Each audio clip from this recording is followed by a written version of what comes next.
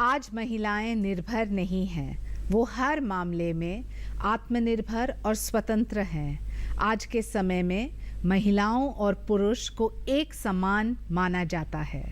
महिलाएं हर क्षेत्र में अपना योगदान दे रही है और आगे बढ़ रही है और सफलता की बुलंदियों को छू रही है। इन्हीं सब सफलताओं की कहानी पर आधारित है हमारा कार्यक्रम नेत्री, महिला सांसद और उनकी कहानियां।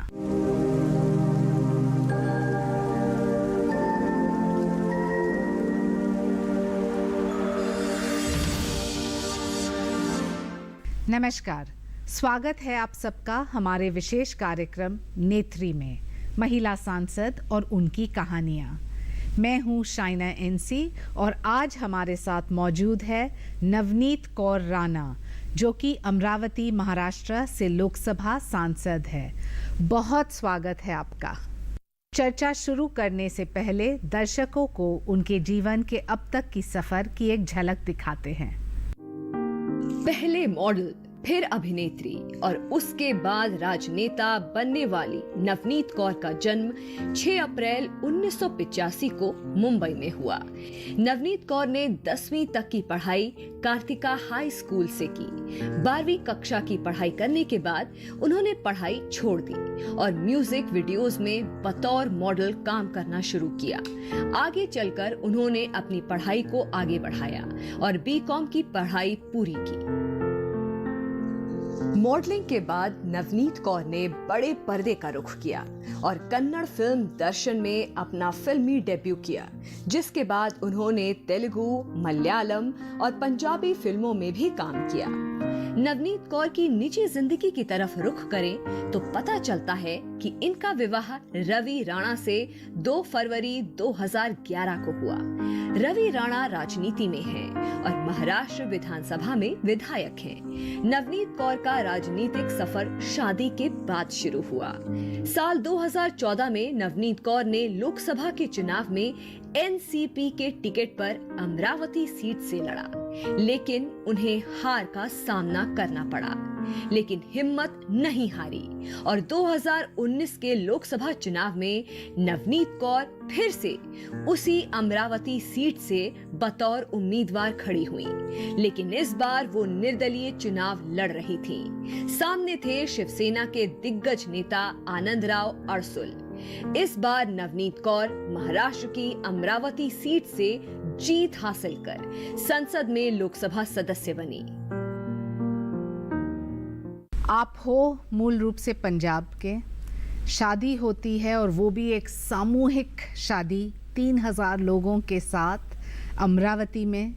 महाराष्ट्र से आप 2014 में इलेक्शन लड़ते हैं एनसीपी के टिकट पे, वहाँ आप हारते हैं। इसके बावजूद 2019 में आप निर्दलीय लड़ते हैं, जीतते हैं और वो भी मोदी लहर में। इस पूरे कहानी के बारे में हमें बताइए। आपने 2014 से शादी से शुरुआत की है। मुझे लगता है मेरी कहानी मैं 8th स्टैंडर्ड में थी जब मैंने इंडस्ट्री में शुरुआत की है और शुरुआत ऐसे काम करना, सिर्फ काम ही मेरा हमेशा से प्रायोरिटी रहा है कि मैंने सिर्फ काम करना है, फिर वो छोटा काम हो या बड़ा काम हो उसमें कभी अंतर नहीं किया। और काम करते करते करते we become a follower of Swami Ramdev Maharaj. और शादी 12 साल इंडस्ट्री में काम करने के बाद एक खुद इंडिपेंडेंट व्यक्ति से मुलाकात होना स्वामी रामदेव महाराज के प्रोग्राम में, और मुलाकात होने के बाद देन हमने कभी फिर मुलाकात नहीं हुई। उसके बाद कई टाइम के बाद जब मुलाकात हुई तो मुलाकात ऐसी हुई कि अभी वो परमानेंट हो गई। तो मुझे लगता है कि जब काम शुरुआत की, जब छोटे बचपन से जब इंडस्ट्री में आप काम करते हो तो आप खुद इतने मैच्योर हो जाते हो, क्योंकि मैंने बहुत जल्दी शादी की है मेरे अकॉर्डिंगली। बिकॉज एक इंडस्ट्री में काम करते करते आप 24 साल में 23 साल में शादी करते हो तो सब लोग एक प्रश्न चिन्ह भी लगाते हैं कि इतनी जल्दी काम क्यों छोड़ा, क्यों शादी की। और मुझे लगता है कि सही लाइफ पार्टनर होना और डिसीजन लेना उससे। लेकिन आपके पति रवि राणा जी जो निर्दलीय है वापस और अमरावती से एमएलए हैं, उनका जो एक सांस्कृतिक कल्चरल बैकग्राउंड आपसे बिल्कुल विभिन्न है। वो है महाराष्ट्र के, आप है पंजाब से, और फिर जब शादी होती है आप फिल्म जगत को छोड़ते हैं और फिर राजनीति में आए, तो सही मायने में कोई तो फिल्म बना सकता है इसके ऊपर। मुझे लगता है जब मैं इंडस्ट्री में काम करती थी तो रवि जी की और मेरी मुलाकात उसी दौरान हुई है, और मुझे लगता है कि उनको नहीं पसंद था करके मैंने शायद इंडस्ट्री छोड़ी थी। अच्छा। हाँ, और लाइफ में मैंने हमेशा एक चीज़ फिक्स की हुई है, शादी करना है तो फैमिली और हस्बैंड के अकॉर्डिंगली चलना है। मैं तो शादी ही नहीं करनी है, तो जब शादी का निर्णय लिया तो फैमिली और हस्बैंड को ही सबसे इम्पोर्टेंस दी गई लाइफ में। तब मैंने डिसीजन लिया कि I should quit now the industry, और मैंने तब इंडस्ट्री छोड़कर सिर्फ फैमिली पे कंसंट्रेशन करके शादी की। हमेशा कहते हैं कि एक महिला के पीछे एक पुरुष है और एक पुरुष के पीछे एक महिला, लेकिन क्या आपको लगा कि आपके शादी में 3000 ऐसे कपल्स रहेंगे, सामूहिक शादी? और मुझे याद है क्योंकि मैं स्वयं आई हूँ आपके शादी में, और वो दृश्य हमेशा मन में रहेगा। क्या था इसके पीछे? इसके पीछे ऐसा था कारण कि सामाजिक क्षेत्र में जिस तरीके से मेरी रुचि थी, क्योंकि जब इंडस्ट्री में काम करती थी तब भी मैं ऐसी कई विधवा महिलाओं को, ऐसे कई बच्चों को अपनी अर्निंग का 30-20% में उन्हें डोनेशन करती थी फॉर द स्टडीज़, उनकी पढ़ाई के लिए, उनके जीवन के लिए, भविष्य के लिए। जब हम बैठे तो उस साल किसानों की आत्महत्या हमारे महाराष्ट्र में का उनका रेशियो जब हमने निकाला तो बहुत ज़्यादा रेशियो सुसाइड की हमारे महाराष्ट्र में थी। तो तब हमने निर्णय लिया कि 7 स्टार में खर्चा करने से अच्छा जिन परिवारों की बच्चियों के लिए जो किसान कर्ज लेते हैं, लोन लेते हैं, फिर उनकी शादियां करते हैं, ऐसे बच्चों के साथ, ऐसे यंगस्टर्स, युवाओं के साथ, उनकी बेटियों को लेकर एक सामूहिक विवाह करने का निर्णय लिया। जब हमने शुरुआत इनिशियली की तो हमने टारगेट 1100 कपल्स का रखा था, पर वो करते करते जब पूरे महाराष्ट्र से, पूरे देश से सभी समाज के लोग के फॉर्म्स भरने आए, सब एक साथ आए, तो मुझे लगता है 3720 ऐसे कपल एक साथ आए जहाँ पे सभी धर्मों के लोग। तो उस तरीके से ये विचार हमारे में आया कि किसानों को कहीं ना कहीं हम इनडायरेक्टली मदद कर पाए और हम उनके साथ में एक परिवार जैसे एक मंडप में हम शादी कर पाए। 2019 में जब पूरे देश में मोदी लहर था, मोदी जी ने स्वयं पार्लियामेंट में आपकी प्रशंसा की और उन्होंने कहा कि आप कैसे जीत के आए राणा, तो कैसे जीत के आए?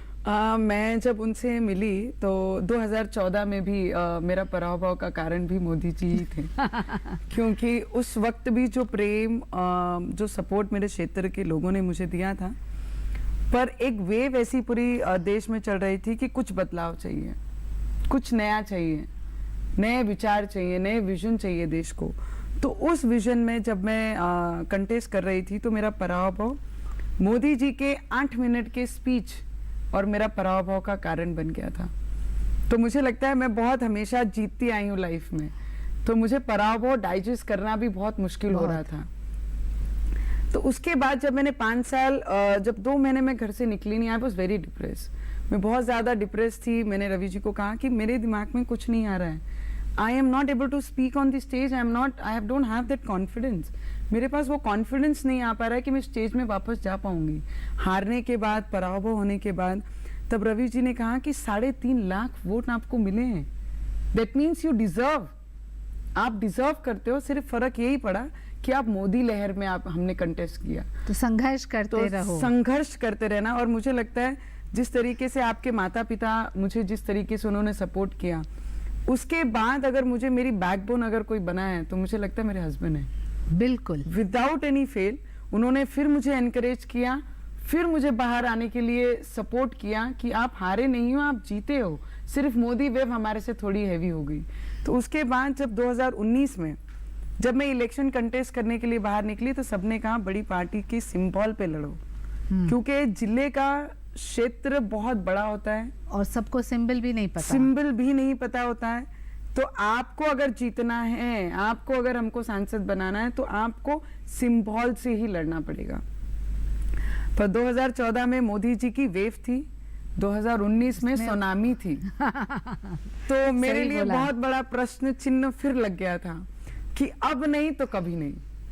तो जब हमने ये चीज़ देखी कि अभी बहुत ज़्यादा स्ट्रॉन्ग वेव चल रही है, तो हमने हमारे तालुकों में एक पोलिंग करवाई हाँ। कि नवनीत राणा इलेक्शन लड़नी चाहिए, अगर लड़नी चाहिए तो किस सिंबल पे लड़ना चाहिए।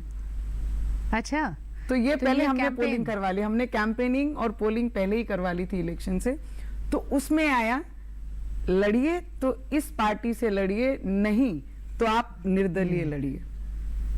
तो मेजॉरिटी हमारी निर्दलीय पे थी, तो हमने भी फिर वही लोगों के ही जो पोलिंग हुई उसी के अकॉर्डिंगली हमने निर्दलीय लड़े। सुना है कि आपने आपके पति को कहा कि मैं पार्लियामेंट नहीं जाऊंगी जब तक मैं संसद में स्वयं जीत के आऊं और सांसद के रूप में मेरा प्रवेश होगा। तो ये आपका जो सपना है वो सच आ गया। 100% मैं हमेशा से थोड़ी सी कॉन्फिडेंट रह के अपनी लाइफ में चलती हूँ। मैं बहुत ईमानदार हूँ, बहुत क्लियर सोच रख के लाइफ में आगे बढ़ती हूँ और मेहनती। तो बहुत ज़्यादा मेहनती हूँ, डेडिकेटेड बहुत ज़्यादा हूँ। और मैंने उनसे यही कहा था, क्योंकि 2014 के इलेक्शन हारने के बाद जब उन्होंने कहा कि हम अंदर जाएंगे, आई सेड जिस दिन मैं पहला स्टेप्स लूँगी तो मेरी जीत के बाद वो पहला स्टेप्स लूँगी और माथे को लगा के ये मंदिर में चढ़ूँगी। तो उसी दिन चढ़ूँगी जिस दिन मैं जीत के यहाँ पर आऊँगी। तब तक के लिए ये चीज़ मेरे से थोड़ी सी दूर रहे। जिस दिन मेरी हो जाएगी उस दिन मैं माथा टेक के जैसे मंदिर को जाते हैं उसी तरीके से पवित्र स्थान में अंदर में प्रवेश लूँगी। तो वो सोच, वो डेडिकेशन शायद मेरे काम में आया और मैं आज एक एमपी के रूप में ये सदन में बैठती हूँ। जब आप सदन में पहली बार गए कैसा महसूस हुआ? गर्व को छोड़ के क्या था आपका इमोशन? पूरे मन में एक अलग सा बटरफ्लाई जैसा था, क्योंकि मेरे पेरेंट्स, मेरे माता पिता, मेरे सास ससुर, मेरे बच्चे, रवि जी, सब गैलरी में बैठ के मेरी स्वेरिंग, मेरी शपथ विधि देख रहे थे। तो उस वक्त जब मैंने मुझे लगता है पेरेंट्स से भी ज़्यादा मैंने सबसे पहले मेरे पति का चेहरा देखा। जैसे वहाँ पर बुलाया गया कि नवनीत रवि राणा, तो वो जो नाम आपका सदन में 100 कितने करोड़ जनता में आपका नाम वो सबसे ऊंचे स्तर पे बुलाया गया और आपके पति के नाम से, उस वक्त लगा कि आज अंदर से वो खुशी की हस्बैंड का चेहरा देख के कि आपका नाम ये सदन में आया है। हम सब भावुक हो रहे हैं ये पूरी कहानी सुन के। तो मुझे लगता है कि बहुत इमोशनल पीरियड था वो। और नहीं, आप बोलिए जैसे आपको बोलना है। हमारे सभी दर्शक महिला हैं, आप जैसे, हम जैसे, और आपसे प्रेरणा लेते हैं। और मैंने हस्बैंड का चेहरा देखा और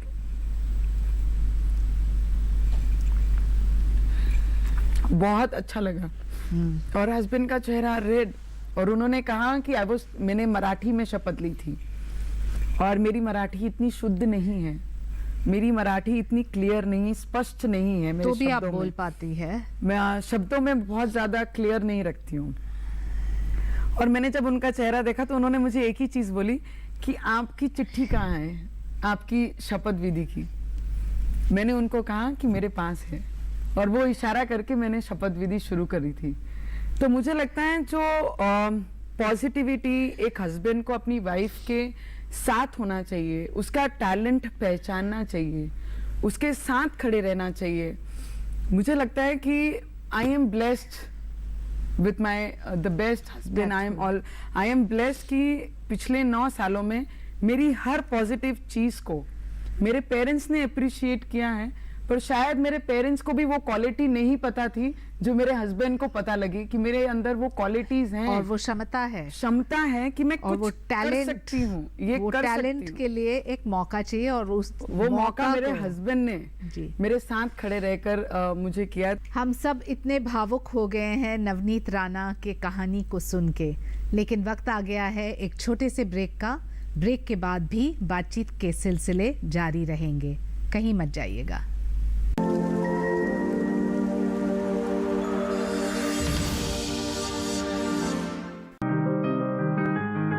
बीमारियों से कैसे बचेगी फसल?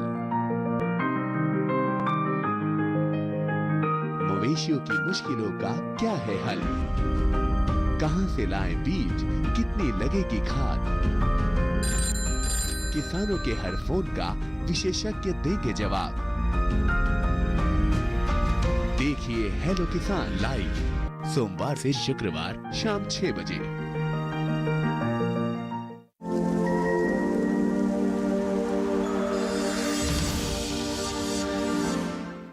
एक बार फिर से आप सबका स्वागत है। नवनीत कौर राणा से बातचीत के सिलसिले को आगे बढ़ाते हैं।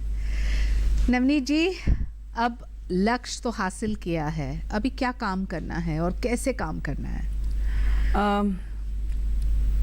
हमारी नसीब इतनी ख़राब रही है कि पूरे देश की नसीब ख़राब रही है कि मुझे काम करने का जो मौका था फर्स्ट ईयर 2019 से 20 तक का जो सफ़र था मेरा, जो फर्स्ट ईयर मैंने इनिशियली शुरू किया उसमें जो मैं काम कर पाई और जो मेरे मुद्दे से रख पाई वो सब मैंने किए। पर 2020 से अभी तक का जो सफ़र 1 साल का, कोविड के कारण बहुत सारे विषय हमारे पीछे रह गए जो मेरी सोच थी, क्योंकि मेरे क्षेत्र में एक ऐसा बड़ा पट्टा ट्राइबल का आता है जहाँ पे आज भी बच्चों को 7वीं तक ही शिक्षा मिलती है और 7वीं तक भी शिक्षा मिलने के बाद जो टीचर्स वहाँ पे आते हैं वहाँ पे पढ़ाने के लिए, वो भी अपनी मर्जी से आते हैं। उन्हें आना है तो आएंगे, नहीं आना तो नहीं आएंगे। मतलब आज भी आदिवासी बच्चों को हम आदिवासी ही करके छोड़ दे रहे हैं। तो मेरा टारगेट है कि education in Amravati district it should reach to एक लेवल पे पहुंचना चाहिए जहाँ पे हम आज के ज़माने में बात कर रहे हैं कि सोशल मीडिया, इंटरनेट, कनेक्टिविटी, हम ये सब चीज़ों की बात कर रहे हैं। पर मेरे क्षेत्र में आज भी नो स्मार्ट क्लासेस नहीं है, आज भी अच्छे शौचालय नहीं है स्कूल्स में, आज भी अच्छी लाइब्रेरीज नहीं है बच्चों को पढ़ने के लिए, आज भी टीचर्स अवेलेबल नहीं है वहाँ पर क्षेत्र के। तो मेरा सबसे पहला टारगेट है कि अगर देश की बातें करना है तो मुझे लगता है बेस बनाना बहुत मजबूती से ज़रूरी है, वो शिक्षा से ही मजबूत बन सकता है। देश भर में प्रधानमंत्री ने ट्राइबल महिलाओं के लिए काफ़ी कुछ किया है, तो आपके अमरावती में आपके ट्राइबल महिलाओं के लिए कौन से ऐसे योजना है जो आप इस्तेमाल कर सकते हैं जिससे उनकी निजी ज़िंदगी में फ़ायदा हो? मुझे लगता है आज भी मेरे क्षेत्र में ऐसे 24 गांव हैं जहां पर इलेक्ट्रिसिटी नहीं है। मुझे लगता है बहुत सारी योजना 2014 के बाद ट्राइबल क्षेत्र के लिए, उनके बच्चों के लिए, वाइल प्रेगनेंसी, वाइल डिलीवरिंग और एजुकेशन के लिए बहुत सारी, माइल न्यूट्रिशन के लिए काम किया जा रहा है, भ्रूण हत्या पे काम कर रहे हैं, बेटी बचाओ बेटी पढ़ाओ पे काम कर रहे हैं और आदिवासी क्षेत्र के लिए शिक्षा के लिए वो बहुत सारे प्रयास कर रहे हैं। जैसे इस बजट में एकलव्य जो स्कूल लाए हैं, तो ऐसे बहुत सारे 700 स्कूल्स उन्होंने अभी इस बार ये बजट में घोषणा की है। तो मुझे लगता है बहुत सारी योजना है, पर योजना इम्प्लीमेशन ऑन ग्राउंड इसकी जो परसेंटेज है वो बहुत कम मात्रा में है, क्योंकि जब तक केंद्र से इम्प्लीमेशन वो करेक्ट होगा नहीं तो तब तक ये योजना लाने का भी फायदा होगा नहीं, क्योंकि अगर 100% योजना आ रही है उसमें 20% इम्प्लीमेशन ऑन ग्राउंड नहीं होता है तो वो योजना लाने का भी कोई फायदा नहीं होगा मुझे लगता है। तो योजना के साथ इम्प्लीमेशन पे भी ध्यान देना बहुत जरूरी है। और आपको लगता है कि आपके क्षेत्र के महिलाओं के लिए खास तौर से जब स्वास्थ्य हो, जब शिक्षा हो, जब सुरक्षा हो या उनको आत्मनिर्भर करना है, तो इसमें सांसद की भूमिका ज़्यादा महत्वपूर्ण है या केंद्र और राज्य सरकार के योजना? मुझे लगता है कि हम जितनी बात कर सकेंगे, हम कनेक्टिविटी लाते हैं महिलाओं के साथ में, हर क्षेत्र में, हर तालुके में जाते हैं, हम डायरेक्टली उनसे बात करते हैं, सब चीज़ें करते हैं। हमारी जितनी चीज़ें काम आती हैं, योजनाओं का एक ही माइनस मुझे लगता है कि योजना उन तक ही पहुंचती है जो उसे स्टडी करते हैं, पर योजना उन तक भी पहुंचनी चाहिए जिनको उनकी नॉलेज नहीं है। तो ये योजना पहुंचाने में हम तो इंटरेक्शन करते हैं, हम बात करते हैं, हम चीज़ें बताते हैं, योजना लाते हैं। ऐसी बहुत सारी योजनाएं जो केंद्र की हैं जो सदन में आधे सांसदों को ये भी पता नहीं है कि ये योजना हमारे है करके। तो ये बहुत बड़ी डिफिकल्टीज हो जाती हैं कि भाई योजना ही नहीं पता होगी तो वहां तक जरूरतमंदों को वो पहुंचेगी कैसे। कैंपेन की बात करें तो देखा है सभी विजुअल्स में बहुत सारी महिला भार उतरती है, जो स्वाभाविक रूप से कोई पॉलिटिकल पार्टी की बात करे तो एक महिला मोर्चा होता है, लेकिन एक इंडिपेंडेंट सांसद के लिए ये क्राउड को मोबिलाइज करना कितना आसान है? बिल्कुल आसान नहीं है, नहीं, बिल्कुल ही आसान नहीं है। आपको हर एक पॉइंट पे ध्यान देना पड़ता है। पार्टी में कार्यकर्ता फॉर्म होते हैं बिकॉज कुछ ना कुछ एक्सपेक्टेशन रहती है पार्टी से कि हमने अगर पद लिया तो हमें कुछ ना कुछ एक्सपेक्टेशन है, हमारे आने के भविष्य में काम होंगे या हमें टिकट मिलेगी। पर हमारे साथ जो भी जुड़ता है उन्हें ये पता है कि इस व्यक्ति के साथ अगर हम जुड़ेंगे तो हमारे क्षेत्र का, हमारी महिलाओं का, हमारे लोगों का कुछ ना कुछ अच्छा होगा। इसके कारण जो महिलाओं की, और सबसे इम्पॉर्टेंट कि मेरी जो स्पीचेस होती है, मेरी जो बातचीत होती है, वो कभी भी रिटर्न नहीं होती हैं। तो जो भी Extempo. चीज होती है, जो भी वो बोलना है भावनाएं दिल होती से। हैं, दिल से होती हैं, एक्सपेरिमेंट किया हुआ चीज है और एक्सपीरियंस जो मैं बोलती हूँ शायद उसी का कारण है। और लोगों को मदद करना हर मोड़ पे, मैं आज भी कई लड़कियों को उनकी एजुकेशन के लिए मदद करती हूँ। और ये मैं पहले से मदद करती आई हूँ। कई विधवाओं को पर्सनली हम मदद करते हैं, कई रोजगार करने के लिए हम पर्सनली मदद करते हैं। हमें तो कोई पार्टी फंड नहीं है, हम कोई बहुत पीछे से बहुत ज़्यादा रिचेस्ट फैमिली को बिलोंग नहीं करते मेरे हस्बैंड। तो मुझे लगता है हम जो भी करते हैं वो हमारे खून पसीने की कमाई से लोगों को मदद करते हैं। शायद वो सच्चाई लोगों तक पहुंच पाती है बहुत सही तरीके से। तो शायद लोगों का कनेक्ट होना हमारे साथ वो सबसे बड़ा काम। Navneet Rana the film star, Navneet Rana एक बीवी, नवनीत राणा एक माँ, नवनीत राणा एक राजनीति में सक्रिय सांसद, या नवनीत राणा कोई अन्य रोल में, कौन सा किरदार आपको सबसे ज़्यादा पसंद है? बेटी, मैं आपको एक छोटी सी बात बताऊंगी। I am unwanted girl baby in my family. मैं उस पे आ रही थी। मैंने सुना कि आपके माता पिता को एक लड़की नहीं चाहिए थी, और आप जब आए, आज जब किसी से बात करते हैं तो गर्व से कहते हैं कि ये वही लड़की है जो हम नहीं चाहते थे, जो आज यहाँ संसद में बैठी है। वो ऐसा था कि मेरे से बड़ी सिस्टर है हमारी, तो एक लड़की परिवार में, उस जमाने में परिवार में आ गई है और दूसरी बेटी ना हो जाए, वो डर के कारण हॉस्पिटल तक पहुंचे, तारीख भी ले ली। और जब हॉस्पिटल दूसरे दिन पहुंचे तो डॉक्टर का एक्सीडेंट हो गया था। वो एक छोटे मिसप्लेस से शायद नवनीत राणा आज नवनीत राणा करके लोगों के सामने है। तो मुझे लगता है कि एक अनवांटेड गर्ल चाइल्ड होना, और आज ही उतने गर्व से मेरे पेरेंट्स बोलते हैं ये हमारी बेटी है, ससुराल वाले बोलते हैं ये हमारी बहू है, पति बोलते हैं ये मेरी वाइफ है, बच्चे बोलते हैं ये हमारी माँ है। तो मुझे लगता है कि जो भी पेरेंट्स, आज भी ऐसी बहुत सारी फैमिलीज में देखती हूँ जो भ्रूण हत्या महिलाओं को, लड़कियों को जन्म नहीं लेने देते हैं, मैं उनको एक रिक्वेस्ट ज़रूर करूँगी कि महिलाएं बोझ होती हैं, ये ना मानते हुए महिलाएं स्वाभिमान होती हैं। ये जिस परिवार ने माना, तो शायद हम जैसी बहुत सारी लड़कियां हैं जो जन्म लेती हैं, हर परिवार को गर्व महसूस कराती हैं। उसमें से शायद मैं हूँ ना। डॉक्टर, उस दिन डॉक्टर का कुछ मिसप्लेस होता और शायद मैं नहीं होती, तो नवनीत राणा आज गर्व महसूस नहीं करा पाती। शायद भगवान का हाथ था, बहुत बड़ा हाथ था। मेरी नानी तो आज भी बोलती है कि मेरे वजह से आज तुम बच्चे हो। तो मुझे लगता है ऐसे किसी ना किसी वजह से महिलाओं का जन्म होना बहुत ज़रूरी है। और जिस तरीके से आपने पूछा कि मैं कौन सा किरदार मुझे सबसे अच्छा लगता है, मुझे बेटी का भी किरदार उतना ही प्यारा है, क्योंकि माँ बाप को स्वाभिमान, गर्व महसूस कराना वो एक बेटी ही करा सकती है। शादी के बाद पति को एज ए पत्नी का गर्व महसूस कराना वो एक महिला ही कर सकती है। तो मुझे लगता है मैं हर किरदार उतने ही प्रेम से, उतने ही अच्छे तरीके से मेरी लाइफ में एंजॉय करती हूँ। जब माँ बाप के पास, पेरेंट्स के पास होती हूँ तो फुल मैं सिर्फ बेटी होती हूँ। जब पति के साथ होती हूँ तो एक जीवन साथी, उसी तरीके से डेडिकेटेड जीवन साथी होती हूँ। ससुराल में जब होती हूँ तो पूरी बहू का किरदार उसी तरीके से निभाती हूँ। और माँ, मुझे लगता है मैं सभी का कंपैरेटिवली की तो माँ का किरदार मुझे सबसे ज़्यादा दिल से जुड़ा हुआ किरदार मेरे अगर कोई होगा तो माँ का किरदार। कितने बड़े हैं आपके बच्चे? छोटे हैं, छोटा वाला अभी 3.5-4 साल का है और बड़ी बेटी है मेरी और वो 8 साल की है। तो मुझे लगता है माँ का किरदार सबसे ज़्यादा दिल से क्या करीब है। आपको ये अनुभव हुआ है, जो लोग आपको मिलते हैं बिना पूछे वो आपको सलाह पे सलाह देते हैं कि अरे आपके तो बच्चे हैं, आप क्यों राजनीति में इतना काम कर रहे हैं, बच्चे को संभालो।